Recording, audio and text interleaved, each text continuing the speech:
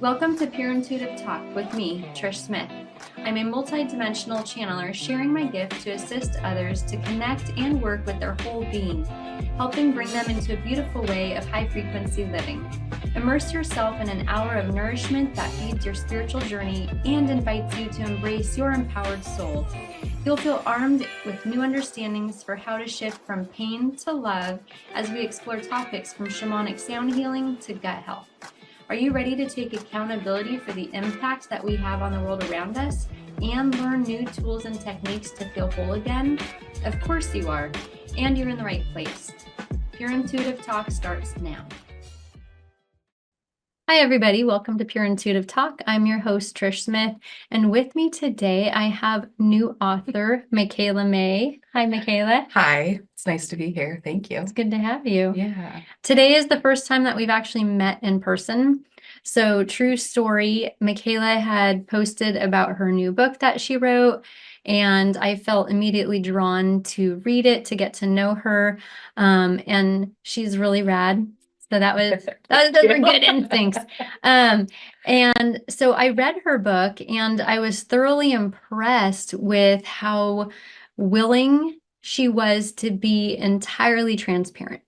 And so if you don't mind showing us your book and telling us about your book and yourself, I would appreciate that. Yeah. So this is my first book, The Barn Off of Colfax Lane, and it kind of feels weird saying that if we're being honest, because yeah, it's weird when you've had a dream your whole life and then it actually exists. The original plan was this was going to be part one of my full memoir, which will be out later. And it became clear that this needed to stand on its own, one, because I tell the story through the perspective that I was when it was happening. And so what book one is 12-year-old Michaela. We start book two with 13-year-old Michaela, and there was just so much that was repetitive. Um, but one of the things, like, writing is the most therapy. That's why I started writing, was the therapy of, I don't, even when I was 12 at the time, like, I don't understand what's going on. I call it getting itchy, like when you get so full of emotions, you don't know what to do with them. And writing was like the only thing that helped. And when you go through, so the book is about a sexual assault I experienced when I was 12. And following that, like, my whole world crumbled out from under me. And one of the things that came through when I was writing as a kid was like my world fell out from under me, and the only thing I had left to stand on was the truth. So like that was a very intentional piece the whole time, was if you're gonna beat around the bushes, if you're gonna sugarcoat things, like, don't even, write the book. Yeah, I love that. Yeah, because we don't talk enough about like the weirdness and the thoughts, and that was really my intention, was to take the readers through a journey of what I was thinking as it was happening, because I do remember what I was thinking as it was happening, and it is very confusing. So I wanted this to be something I could hand somebody else that was going through that and be like, hey, me too. I really loved the style of your writing because you did an excellent job of creating the visual so clear that it wasn't difficult to try to imagine, right? You're very descriptive, and it was, I mean, I couldn't put it down. I literally just, I read all the way through, and at the end, I'm like, what's next? I want to read more. Like, so your writing style is excellent. But it was, when I finished it, because your writing style is so good, my mind was like, okay, like now I have to process all of it, you know? I'm laughing Yeah. because what else do we do? Yeah, normal people might like not read the whole thing in one day, like just sit down and just not stop reading this book. But we all know I'm not normal. And so I just couldn't put it down. And so after I finished the book, I had to go back and process it. And my brain was like, whoa, okay. It's a 12-year-old girl who had been groomed and groomed and groomed by an elderly man and had been sexually assaulted and traumatized. Yeah. You know? Whew. So Yeah. it was almost too well written. Like you did such a good job of reading that. It's like I found myself reading it. And then at the end, my brain had to remember, like, this isn't fiction. Yeah. Right? This is a true story. This is your life. Right? And I, became so entirely grateful for you personally being willing to speak about it, because I believe that that will give other women permission. They can give themselves that permission to do the same. Yeah. Yeah. Yeah, that was the intention, is if I can do it, you can too. Yeah. Because where I think I was more fortunate than other people, and this will be in book 2, and this may sound like a little bit of an oxymoron when I say it, so I'm aware of that, but I was grateful I went to court because like I had to speak about it. I didn't repress it for 30, 40, 50 years, right? Yeah. Like I had to. And so in a way, I got more reps in speaking about it more than most people did. Yeah. But what's interesting, what you say about that, it, when it's your reality, you don't have anything to compare it to. It's just like one foot in front of the other. You just keep going, keep walking. I did not realize how young I was until I was old enough we were giving a 12-year-old horse riding lessons. And I looked at her one day, I was like, oh crap. She's a kid. That's what I was walking through when I was her age, you know? Yeah. And so the powerful thing about like writing, even if no one has to put their traumas in a book, right? Like I knew that was my path, but the powerful thing about writing is it does let you objectively see your story for the first time. And that can be really freeing because the truth is the only thing that sets us free. And so then there's an acknowledgement of, oh, that was hard. Because when you look at it on the paper, now all of a sudden it's not you going through it, it's a character, but the character is you. Yeah. So it's interesting you had that experience, because I did on the writing end too. It was like, oh, yeah, that was me. Okay. Yeah. Yeah. Yeah. Also too, I was thinking about when I was reading the book and I know, right? I'm 47 years old now, right? So I know how young a 12-year-old is. And like you were just saying, like, wait, gosh, you forget how young a 12-year-old is, right? Because you know why I think is when we're 12, I don't know about you, I thought I was so grown. When I was 12 years old, I thought I was the most grown. Like I did not need my parents. I mean, I'm not gonna lie. I remember feeling like that, like 3. I remember being like 3 and thinking like, why is this lady telling me what to do? Yeah. About my mom, right? So I just kind of came in really headstrong. But the truth of the matter is, like when I was 12, I had no business trying to be out in the world on my own. Yeah. You know what I mean? 12-year-olds don't have apartments and jobs and all, right? They are a child. Yeah. Right. And looking back at 47, at my 12-year-old self, I know how not grown I was. Yeah. Right. And so I'm wondering if for you at 12 years old, right? Because you're very intelligent, right? You're strong, you're smart. So I would assume you probably felt pretty grown too at 12 years old, right? And so that might have been part of a little bit of the head trip for you, is feeling grown enough, right? But the truth is that you weren't, right? Like our mind is not mature enough to know when somebody is grooming us when we're 12 years old, right? Like at 30 years old, you're like, nice try, dude. At 12 years old, we're a child. We have no idea what's happening when we're being groomed like that. Yeah, and that was an alligator I had to wrestle with while I was writing the book, is all the things that he used for play were never play for me, right? Like I did genuinely care about him. I did. And at 12, you don't believe people are just manipulating you for their own gain. Yeah. So yeah, because I did. I felt like I was an adult at 12. Right. Yeah, me too. Yeah.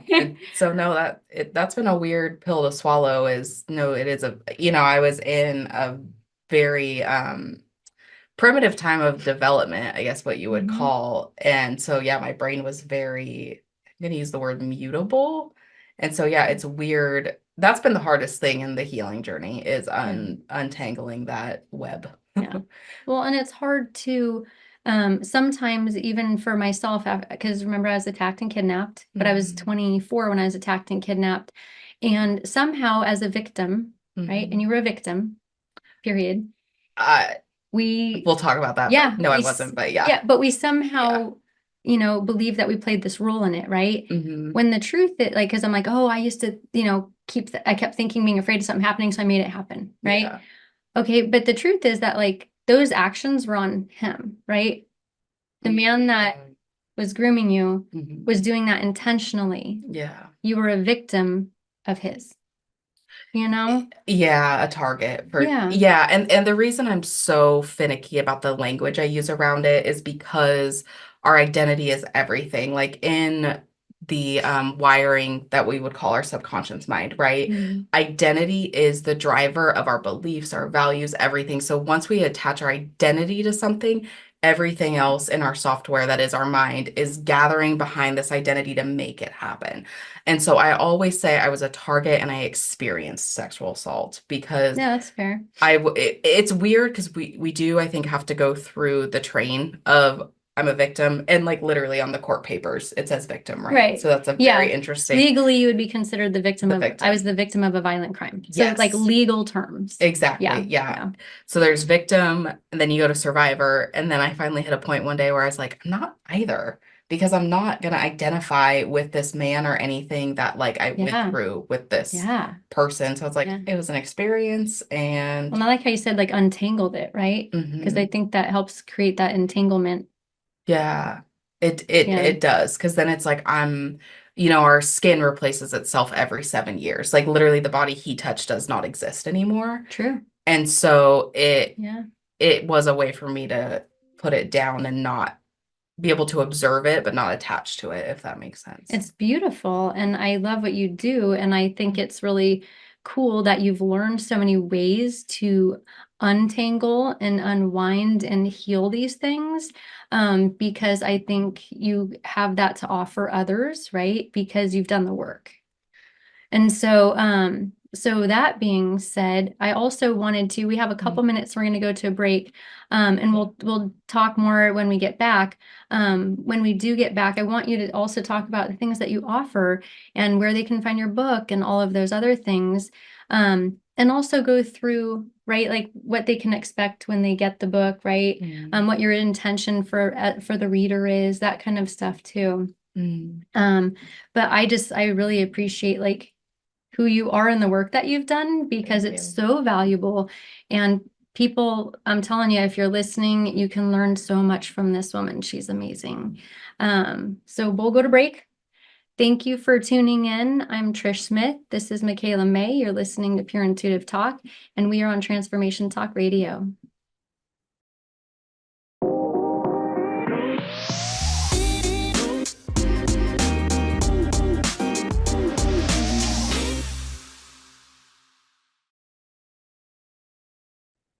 Welcome back, everybody. Thank you for staying tuned. You're listening to Pure Intuitive Talk. I'm your host, Trish Smith, and right now you're tuned in to Transformation Talk Radio. Today, I have Michaela May with me. She wrote a book called The Barn Off of Colfax Lane. I read it as soon as it got into my hands. I went on Amazon and I ordered it, and it came to my house, and I was like super excited. And I climbed in my bed the rest of the day and read the whole thing. Because I love what you do, and I'm like, this woman has a voice that needs to be heard. And so I'm like, I've got to read her book. I'm excited about the next one. So you already finished the second one. Halfway. You're halfway done. Yeah. Okay. I'm processing. Yeah. So yeah. So if you don't mind telling them about the book, telling them where they can get it, that kind of fun stuff. And if you want to give them your social media handles and whatnot too, where to find you, because they're going to want more. Yeah. More Michaela. Yeah, more Michaela. Yeah. Yeah. So the book is available on Amazon. If you just type in The Barn Off of Colfax Lane, I am Miss Michaela May on Instagram and Michaela May everywhere else. And May is MAE.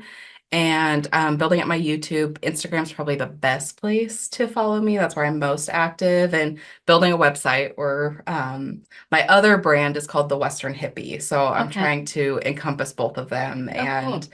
that's more of my holistic animal passion that's Okay. there. So like, how do we combine the human healing and the animal healing? So Well, we're animals ourselves, mhm, just two-legged. instead of four. Yeah. Yeah. And then we took over as top predator, right? Is that what we did? We're like, listen, other predators, you don't have anything on us, right?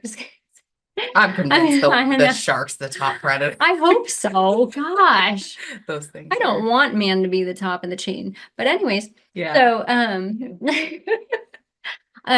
so yeah, so they can find you on those places, and you Mhm. have written this book, and your Yeah. intention behind reading the book for the readers Mhm. is Yeah. There's a lot of intentions. I'm trying to boil it down like to one. And I guess that Oh, you don't even have to. would be permission to speak the truth and say the truth. And um this is like a weird one, but I've been sitting with this a lot lately. Accept the consequences that come with speaking the truth, knowing that Mm. at the end of the day, you've got to go reckon with God, source, universe when we leave here.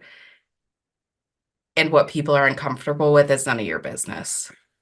And that has been a hard, the term we speak in words and we think in images. Mm. So when I thought I would publish my book, right, I had an image in my head. And the hard part was three people who I thought would be the most supportive have been the least supportive. I've experienced that myself. Isn't that Yeah. something? And so in a weird way, I hope that's kind of embedded in the book is that our truth and our commitment to walking whatever path God has put before us is the most important thing and letting the rest kind of fall where they may. And even it'll be more evident in the second book. But when I talk about there were people I was so close to that I lost like through the trial periods, and you do get clarity on it. Sometimes it's 10, 15, 20 years from when it happened. But now looking back on the book, I can say, like, oh, I understand why those people had to leave my life. And so I think that'd be my most biggest intention is it to be a permission to live and speak the truth. Yeah. I love that. Whew, I was gonna start crying there. I end up a little emotional, I swear, on every show, but Yeah. that's so beautiful. And I certainly appreciate that, but I hold it in really high regards, because the work that I do as a holistic life coach, and I have clients sit in my office and their story is so suppressed. Their story is so suppressed that they almost can't find it and they can't bring themselves to allow it to come up. And it takes so much time and so much work. And it's important sometimes when we feel like we have permission. Yeah. My aunt said to me once, she said, well, Trish, if you need permission, you have my permission. And I remember thinking like, oh, okay. And she's been gone several years now, and I can hear her in my mind. And so sometimes I remind myself like to give myself permission, right? And so I think it's beautiful as a woman to go ahead and give, and not that men haven't been through these same traumas. We know that. We're well aware. But say as a woman or a man to give others permission when they feel like they don't have it. Yeah. Right. And then maybe along their journey, they find being able to give themselves permission. Right. But if they don't even know they have it, sometimes it's a nice gift to give to someone else that, like, hey, Yeah. you got it. Yeah. You get to be you. Yeah. And that's a hard, to go like kind of into like healing stuff and like in some of the work that I do is so the subconscious mind controls 90% of what we experience day to day. That's where beliefs, rules, values and trauma are stored. That is being formed from second trimester in the womb to 7 to 8 years old, kind of depending on the person. So a lot of us are operating by the rules from our second trimester to 7 to 8 year old selves. And so if the rule was you're not allowed to speak these things, a lot of times we're carrying that into adulthood. That makes sense. Yeah, so that's where people like, for me, I was talking to my mentor yesterday, and she went through, that was one of the reasons I wanted to work with her, was she had also gone through sexual assault. And, there's certain things like, unless you've been through it is hard to explain, like, well, I was watching what was happening, but I wasn't watching it from my body. I was watching it from upstairs. And it's kind of a weird thing. It might sound weird if you haven't been through it. Yeah, totally. If you've never really dissociated, it is I'm like, I think I'm going crazy, but it's fine. It's a weird thing. So I intentionally worked with someone who had also went through this. So when I had to talk about those things, I didn't have to explain it. She just knew. I love that. And there's a very weird, like, we're not going to talk about what happened. We're going to pretend like it didn't happen, but then more emotions get suppressed. And so, but then since that was the rules of the family, people carry that into adulthood. And I just want to iterate, like, it's not our fault, but it is our responsibility to start undoing the wiring that doesn't allow us to talk about it. Because I remember talking to my acupuncturist one time, and she had went to this place in Asia somewhere. I can't remember if it was China or where it was. And it's basically your last ditch effort. You've been sent home to pass. The doctor said there's nothing you can do. Wow. The first week at this center, and people go to the center and they were given a week to live. They end up being totally cured. The first week at the center, all they have you do is tell your secrets. And by the end of that week, people are vomiting up tumors. And yeah, Wow. these secrets will fester into disease, illnesses. If you go to, it's called ACEs, and take the ACEs score, it's just childhood trauma. People are at, I can't remember the exact percentages off of my mind, but 80 to 70% more, 70 to 80% more likely to have heart disease, to have cancer. Makes sense. Because these secrets are suppressed. And so we have to just start going back to the throat center. Like it's ironic that I have a little bit of a sore throat today. Like, what am I not speaking about that I need to be speaking about? Okay, Michaela. We have to start speaking about these things because the consequences are dire. And I think we have to talk about these things. You know, you and I are hippies. We love talking about holistic modalities. Yeah. But we all know someone who quote unquote did everything right. They ate right, they ran well, they blah blah blah blah blah, and they just keel over of a heart attack. Then we listen to these interviews with people who are 102, 105, and they're like, I had a Coca-Cola every day. Oh, I had I two drink hot cigarettes dogs. and whiskey. I smoke cigarettes. And I'm like, because emotionally they Yeah. were healthier. That makes sense. And so the emotion will trump diet and exercise every time. Mhm. And so speaking is kind of the first way to start releasing those trapped emotions from the body that are causing this havoc. Yeah. And I have always, spoken everything. So I think that for me, it's been a gift. Like when I was younger, my dad would go, yeah, you've got the gift of gab, and my mom was always like, oh my God, shut up, go away. Like, you should never stop talking. I think she goes, yeah, you learned how to talk when you're 2 and you just never stopped. But I mean, I don't hold things in, right? Like, I can keep a secret for someone if they need me to, like if like, when it comes to privacy and that kind of stuff, like I can hold those things. But when it comes, I just really have not had shame around things. I've tried to live a life where I don't regret things. And even the mistakes that I've made, I own them. But a friend of mine did tell me I have like radical, like, accountability. So I know I'm a little extreme on that department. But it's been helpful, right? Because I don't have those things stored inside of my body then, and I'm trying to keep them down and not let them out. They just flop right out on their own. Ready or not, here it Yeah, comes. ready or not. And then sometimes people are like, what did she say? And I'm like, oh God, what came out of my mouth? It just like launches itself out sometimes. I've actually been asked like 4 times if I have Tourette's. Oh, that's nice. That's a nice question. I think it's because I have like the sense of humor of a 14-year-old boy. Like, it's just raunchy. It's just, so sometimes things come out. But but in other ways, right? Like what you're just explaining, it's a gift. But I have clients and loved ones that their throat chakra is so blocked and they don't speak on much of anything. And I myself had even learned to silence a lot of, my own truth when I was attending a Christian church for 11 years. I was very respectful. I was there and I didn't say things like, yeah, I don't believe in all that dogma part, but I do love Jesus, right? Like I didn't, you know what I mean? I didn't say those things. And so I had learned to silence myself some.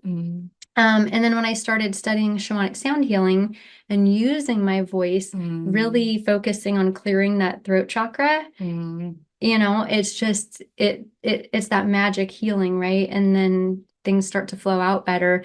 And earlier you and I were talking about, healing that throat chakra, and you have some tools that you are willing to hand down to our listeners. Yeah. Should we do it after break? We could. I bet you it is almost time for a break. So yes, that's a great idea. Yeah. I love how smart you are. I try. She's the smart one. But it's, Smart Alec. I know. But I'm telling you, go take a follow on her Instagram because she'll just get going. She channels, right? So she'll just get going and and her story, it's right. And I'm like just mesmerized by the accurate information that you have. Like you're really on point, you have valuable information, and you channel very pure messages. Thank you. And so I am often, not to sound like a jerk, but I'm often turned off by a lot of, talking heads. And when I listen to you speak, there's only so many people on the planet where I'm like, God, they really do speak the truth and they really do see the big picture, and things are more accurate. And so listening to you talk, it's like, man, people need to learn from you. I really think people can learn so much from you. I mean, a world of information I think is inside of you, and there's probably so much to give that you wouldn't even know where to begin, I bet. Thank you for seeing that in me. I really appreciate that. But it's really cool to witness, and like I said, I watch you and I'm like, man, she's good. Thank you. Yeah, you're brilliant, you're wise, obviously beyond your years on paper. So it is time for us to take a break, and then when we get back, I'm excited for you to hand down some of those tools because they're so incredibly valuable. Yeah, let's go. Yeah. Thank you for listening. Thank you for tuning in. I've got Michaela May here with me today. Honored to have her here. I feel very grateful that you're taking the time out to be here today. You're listening to Pure Intuitive Talk. I'm your host, Trish Smith, and we'll be back in just a minute.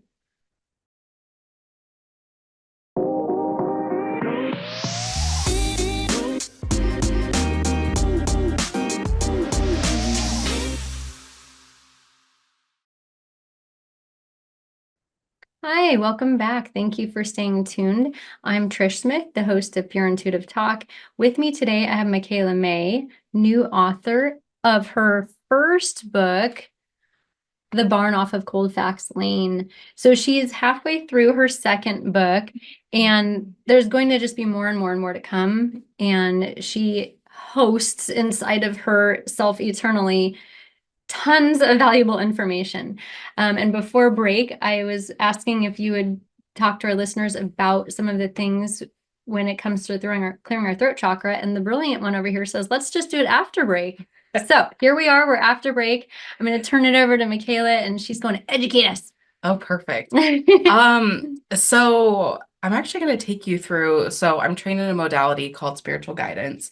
And essentially what my job as a spiritual guidance practitioner is to be the translator between God, source, universe, whatever word you want to call that force greater than yourself, and your own subconscious mind. So the answers to our healing is in God and the subconscious mind. We don't need anything outside of ourselves. So my job really, again, is to translate for people who do not know how to speak the language of the body. Like that's my job. So I would actually love to take everyone through a spiritual guidance session is what we would call it. And the most important thing is to just trust your body and what comes up first. Like I said, I'm here to guide you and set the intention for what part of yourself that you would like to set free. And the question that we're going to start with is, who were you before you were told it wasn't okay? Because when we go into the throat chakra, it's about expression. So yes, speech is a form of expression. Art is a form of expression. Writing is a form of expression. And so who have you suppressed expressing? That part of you, it's been very deep inside. So there's 7 major energy centers in the body. There's the root chakra, sacral, solar plexus, heart chakra, throat chakra, ajna, and then the crown chakra. So sometimes we go straight for the throat chakra thinking, oh, the throat chakra is not expressing. Let's go straight to the throat chakra. What I'm tuning into for the collective of this audience is the reason the throat chakra is not working is because the root chakra is out of balance, meaning we're not feeling safe to express ourselves. And that safety is that foundation. And so if we don't have that foundation, well, we can talk all day long, we're going to fall off the cliff because the foundation's not there to hold us up. So I want everyone that's listening, as long as you're not driving, to close their eyes, take 3 deep belly breaths, 4 for some of you, but I really want you to breathe into it until you feel your shoulders drop. And I want you to pretend that you're walking in your favorite place that makes you feel safe. For me, we go camping at a place called the Snake River every year. Whenever I need my safe haven, in my mind's eye, I pretend that I'm there. So go somewhere, whether it be a body of water, a park, if there's a little place outside your home. And I just want you to imagine that place in your mind's eye. And I want you to imagine a child holding your hand. And I want you to walk with that child. And I want you to look to that child and ask the child, what age were you when you had to abandon yourself? And this is where I just want you to go with the first thing that comes to mind. So this could be maybe a 22-year-old version of you. This could be a 7-year-old version of you, a 10-year-old version of you. It doesn't matter. The subconscious is going to give you the right answers. If nothing is coming to your mind, 17, 14, 3, 6, and 9. Um, Interesting. Okay. The expression coming through is an art wound. So I want you to ask the child that is holding your hand, what was something that they created that they were so excited about, so thrilled about, and it got squandered. So either somebody else in class told them it wasn't good enough, they took it home, and it didn't receive the recognition it deserved. And what we're going to do here is we tend to look for things externally and we need to start giving it to ourselves internally. As within, so without. What is reflecting outside of us is an issue within. So we are going to give ourselves the recognition that we didn't get. Again, what we spoke about earlier, there is no time and space in the subconscious mind. And so this version of yourself does not know that we are 20 years down the line. They just know that they have not received recognition for something that they truly loved. And so I want you to take your energy and lower it so it's smaller than the child that you are witnessing in front of you. And I want you to give them what you needed back then and didn't get. So I'm feeling for most people, it's recognition. I'm feeling recognition. Whatever form recognition looks like is that, and if you know the 5 love languages, it can be really helpful. Did you need a gift as recognition? Did you need words as recognition? Did you need a hug as recognition? And I want you to give that younger version of yourself what you needed back then and didn't receive. Um, and for those of you that are still stuck, ask that child, what did you need that you gave up on getting? And I want you to, there's a lot of people holding their breath like right in the stomach area. And I want you to just keep speaking to that inner child until you feel that release. And once you feel that release, I want you to ask the child if they would like to stay where they're at, if they would like to come to the present day with you. And this is where your imagination is really going to help.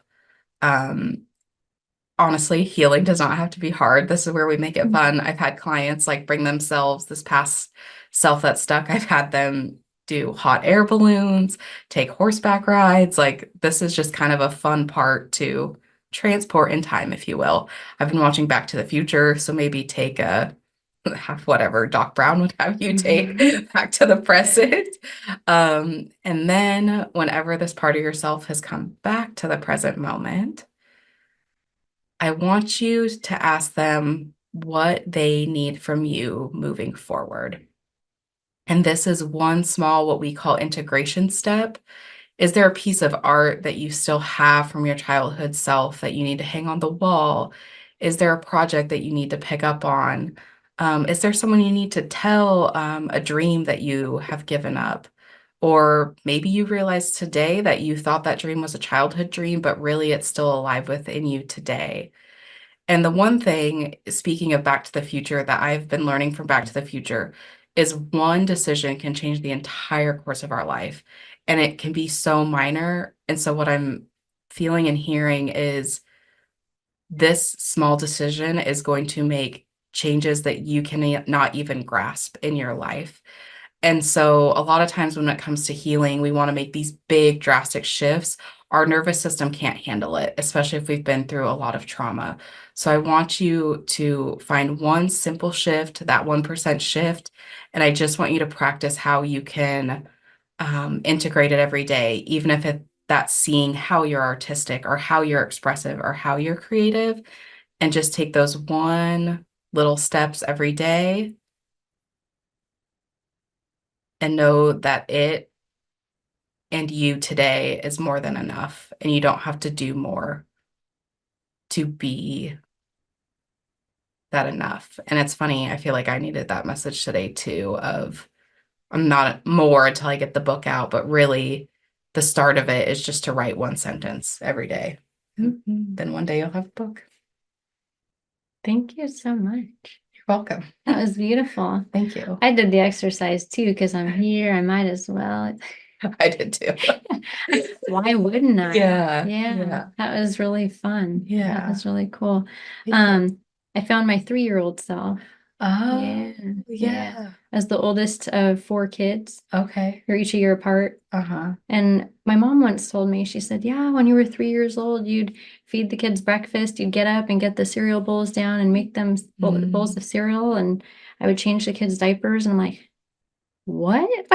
Yeah. Are you serious?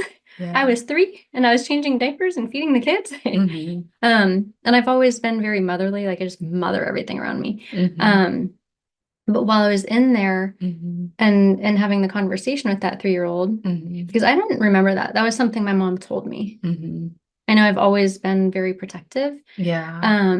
But while I was in there and having a conversation with the 3-year-old, what was coming through was that I saw that my mom was overwhelmed and it was a need. So I was filling a need. You know, it was like, okay, like her hands are full. There's too much to do. I've got this. Yeah. You know? Yeah. So, yeah. So what was the need that you needed? It was really the gratitude. It was really, and then I was, witnessing how I, and I'll speak, I have really great negative self-talk. But I'll believe that like, oh, I'm not smart, I'm not this, I'm not that, and so like recognizing that like I needed at that time, just like you said, the appreciation, someone to just witness and see you, like to feel so unseen. And then so it, offering myself like, no, like you really do good things. I never think about them. Like I'll just go through the world and do, and I like we were talking about earlier, I just do what God tells me to do, and then I don't think about it. I just act. I just do what God tells me to do. And so, but internally, I never feel like I'm making a difference. And so, that's not good. Because you weren't recognized for it. Yeah, it's not healthy, right? Like, so, yeah, I even had a conversation with my husband about it yesterday. I'm like, gosh, sometimes it's like you feel like you're trying and you're trying and you're trying and you're trying to like encourage. And working with elementary school age all those years, like I was explaining to him. So when I worked with a student, for 10 months of a school year, by the end of the school year, I really witnessed the difference. And oftentimes the work that I do, I don't see the end results. You know what I mean? And adults don't necessarily like speak on the results either. No. And so it's different. It's different working with adults. It's fun.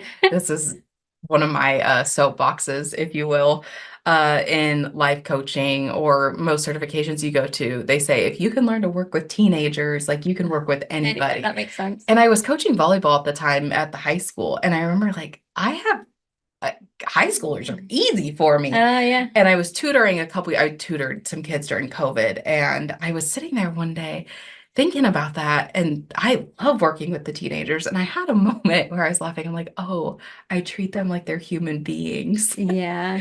And they'll open up because I'm like, I find adults way harder than teenagers. But most life coaching and self-help will tell you that adults are easy to work with than teenagers. And that has never been my experience. Yeah, mine either. Yeah. Yeah. Teenagers are awesome. Like, they're learning to put their thoughts together. It's Yeah. But if you ask them and assume, I think a lot of times when we approach kids, and this is a block I actually see a lot when people start doing this like spiritual guidance, inner child work, whatever you want to call it, is they treat the child like they know nothing, but their inner child too. But actually that's where all of our wisdom lives. Yeah, totally. Yeah. And so when we can see the child for their innate wisdom, because they haven't kind of been plagued, conditioned and by society I yet. love that. Yeah, plagued by society. That's where our wisdom lives. Should that be a bumper sticker? Probably. Plagued by society. On today's a popular opinion, have you been plagued by society? I love that. Yeah. Well, we just have a minute left, so we better go to break. And then we have one more segment coming up. And so we'll go ahead during our last segment and kind of wrap some things up and go from there. But we'll go ahead and take the break. And we could do this for 7 more hours, honestly. Like, you're just full of wisdom and valuable teachings, right? Which is why people can contact you and they can learn from you. So this is Michaela May with me. I'm Trish Smith. You're listening to Pure Intuitive Talk on Transformation Talk Radio.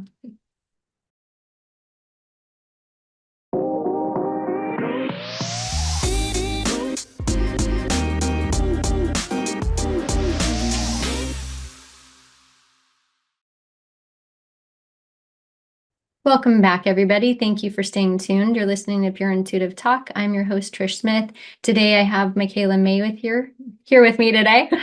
I can't speak English anymore. It's fine. So we were going over the last 45 minutes, and we're in our last segment now. And I feel like this has really been a journey, right? Because it's the first time that we've actually met in person. So that's fun. Yeah. And then you walked us through the exercise, which I did, right? So it's really been a journey in the last 45 minutes, right? And I'm grateful that you guys as listeners get to witness it and get to learn from Michaela. Her book is her telling her story from first person. So she wrote the book from 12-year-old Michaela's point of view. Do you want to talk on that? Because I know you'll do a million times better job than I ever could. So Yeah. So if you were here for the last segment, I've been doing spiritual guidance for 2 years now. And what's funny is so my spiritual guidance, my mentor, her name is Kimberly. And I went to Kimberly one day and I was like, I need to work on my anger issues. And so the interesting thing is we worked on the anger that I was experiencing. And when that block cleared, and that's what's interesting about doing trauma work, is the reason we can't tap into our intuition is because the trauma is essentially the callus that blocks us from listening. So the more trauma work you do, the more intuitive you'll be. It's not even become, it's just you can hear more clearly and listen more clearly. Like unveil, right? So we clear this block that I had with anger, and the book just started talking to me, and it became like very clear that I needed to, like a spiritual guidance session, drop back into the age that I was when it was happening and walk through it that way. And the interesting thing was, and I don't know if you and I talked about this privately, but I don't remember what I write when I write it. Like, I drop back into that consciousness, I type, and then when I go back and edit, I'm like, did I write that? And so I was editing one day and was like, it did not happen that way. So I called the police station. I said, hey, can I get the police report? Yeah. Exactly how it happened, like verbatim. And so the thing that I really wanted to wrap up with is the answers really are within us. Like, there is no right or wrong way to heal. There is no right or wrong way, whether it is, talk therapy wasn't. We all have our go-to protective mechanisms. And if you are this way, you need to be honest. You need to be honest with yourself, because the truth will set you free. my go-to protective mechanism is make it look perfect, make it look Mm. perfect. So even as I walked into therapy, it was, I'm fine. I don't know why I'm here. I actually kind of know why I'm here, but I don't really know why I'm here. And I can talk circles around anybody. And so it wasn't really helpful for me because that's where the spiritual guidance, the more intuitive stuff came in. Yeah. Because someone could see over my own bowl because I couldn't even see over it. I was so good at that, what we call the Masking, persona. right? Yeah, the trauma persona. And that's why this is a little soapbox, but that's why I don't like a lot of personality tests because you're answering from your trauma and not your truth. When you're answering from different places that you are, I mean, I don't know about you, but like I'm multidimensional, you know what I mean? Yeah. So if I take a personality test, like before I start my period, Yeah. So different than Just the take a luteal phase. personality It's different test. than the menstrual phase. yeah, like I mean, none of us are just one Thing. personality, right? Mhm. Like we're not. We interact with each other, and those parts of us mesh with other people, and we bring out different parts of each other when we're with each other, right? Yeah. And if we walk into a scary neighborhood, like a part of us that is fearful starts to come up to the surface, right? So that makes sense. Yeah, because the two, what I have found and I've done psychedelics, I've done the spiritual guidance sessions, I've done talk therapy, I've done personal development seminars, I could probably think of writing. And the two biggest things is regulation in the body. So the trauma lives in the body. So tapping into wherever that is. And then subconscious reprogramming. Like that's what you need to heal. It's really not that complicated. And what gets complicated is there are a million ways to do that. There's a million ways to regulate your body, and there's a million ways to rewire the trauma that lives in our body and release it. Dr. Bradley Nelson has a ton of great resources that are free on YouTube to get people started, to release those trapped emotions. And you said that's Dr. Bradley Nelson, right? the emotion code, body code, great work, ton of great free resources online. It's really not that complex. I think it's been made to be complex, but it's really simple. That's what I always try to keep in mind is regulate the body, aka releasing those trapped emotions, that stuff that's festering inside the body, and then rewiring the subconscious mind to how we want to live and not how we were told to live. And that's healing. Yeah. I mean, we make it complicated, but I mean, that's what it is. So for some people, for me, I can't lie to myself when I'm writing. So even for me, that's where I can get honest with myself. I don't really let things go till it's been turned into art. And that's what I've learned about myself. So again, there's no right or wrong way to get back to who God wants us to be. Would you suggest, because what I like to tell people, and I'm wondering if you feel the same way, is like finding what works for you. Like you said, I mean, we all have our different ways, right? And we're all creative in our own ways. And so finding what works for you, I like to suggest like trying different modalities and then not giving up. And then finding what resonates with you, right? Because for one person, it might be painting, and for another person, it might be yoga, and another, Yeah, I call it the compound effect of healing because a lot of times we start to think we're broken if something doesn't work. But there's things I've tried 10 years ago that I'll be at a seminar and I'm like, I learned about that. I'm like, oh, God just needed me to have that little insight. And then I was able to put the puzzle piece in 10 years later. So yeah, that's a great encouragement because you never know. I mean, I tried so what he is going to unlock it, right? You never know. And so it's like, just keep going. And just because I think this is the trauma response, right? We assume that if it doesn't work, it's something wrong with us, but it's the whole square peg into a round hole type of thing. Like you just have to keep going. Don't use a bigger hammer. Yeah, please don't. I tried that. That one didn't work. Yeah. So there's so many things out there. And I think that is the beautiful part of being online is, and it might not even be the modality. It might be the person. When I met my mentor, Kimberly, what I didn't realize is I needed someone to love me even when I was trying to push them away. And like, God bless this woman because she was just like, yeah, you can't get rid of me that easy, and even when I was working, because that was part of it, right? Like, I'm going to push you away before you can run away. And so even when her and I were working through, I didn't realize I was doing it, but she did. She did. Yeah. Yeah. And so she was like, I'm right here. And it was more that unconditional love and support, maybe even more for me than the modalities. So that's another thing. You might, maybe you haven't found your person yet. And can I offer this to our listeners too? Because I Mhm. love what you're saying. So I've had different people that I would consider a mentor in my life. One of Mhm. them I've spoken about here before is Marcia. She's one of my best Mhm. friend's mother. She's passed away now. And that woman would just grab me and pray over me and talk to me. And I'd have other friends that are like, oh my gosh, yeah, she freaks me out. I run for my life, right? And so, but the thing is about a person, right? Like she saw it. Like she saw me, Mhm. she knew what I needed, even though it felt uncomfortable for me, right? Right. In the beginning. But I knew, like And you in were the depths able. of my soul, that she was Mhm. feeding a need and that she saw something I didn't see, right? And so I would like to offer this if you're listening and you've done a lot of healing work and you've gotten yourself to a place where you're able to mentor other younger people, Mhm. right? Or sometimes they're older people, they just have, haven't come as far on the path as you have. Um, have the patience for the long haul, right? So Mhm. I like that saying where they say like Mhm. people that have never been loved right, they Mhm. take longer to love, Mhm. to learn that to trust you and all that other stuff. Mhm. So as someone that works in self-development, as someone that wants to, help people on their path, it takes patience. And I think that it's something that if I offer that advice, right, and I would assume you'd agree too, right, is if you see that in someone else, be willing to be that person, because I'm not sure how many people anymore out there, we're kind of material driven society, are Mhm. willing to see that young person and love them, even if they're going to try to push us away. That's one of the symptoms of depression too, right? Mhm. It's like you're pushing everybody away, and you have to be able to see beyond that, right? You have to be able to see beyond somebody trying to push you away and continually loving them and just Mhm. being that rock, so that when they start going, oh, wait, they do love me. They do love me. They are still here,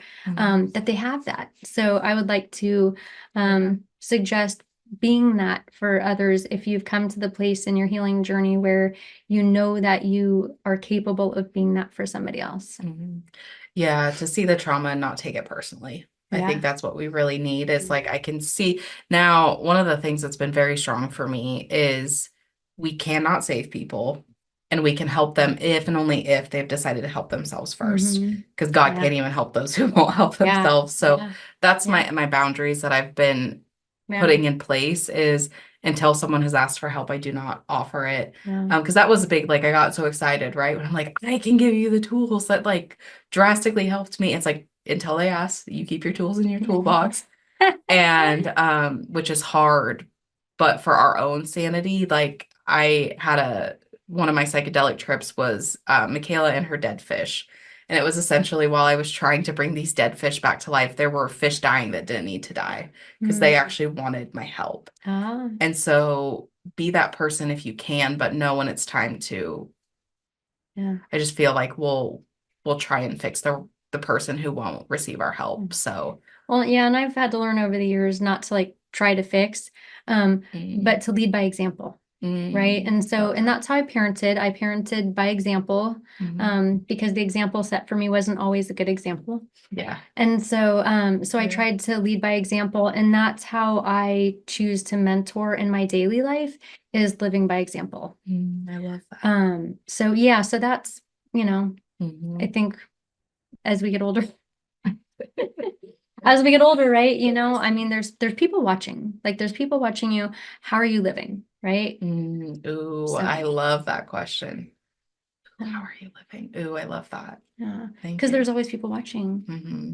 and it's like, are you giving them something to help them autocorrect? Because I had people that I watched and I would help myself autocorrect because I wanted to become like someone that I could be proud of, somebody that I could lead others, right? I could be that example for them.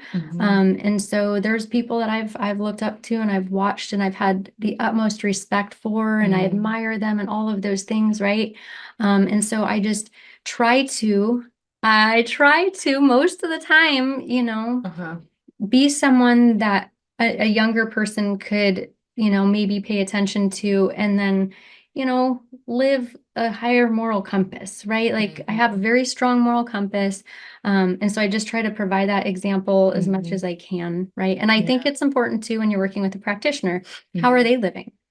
Yeah. Right? Like, are you going to go work with a practitioner who says all of the right things in your session, but then they're like, abusing someone on the sidelines, or they're abusing substances on the sidelines, or you know what I mean? Like, I think it's important to know who you're admiring. Mm-hmm.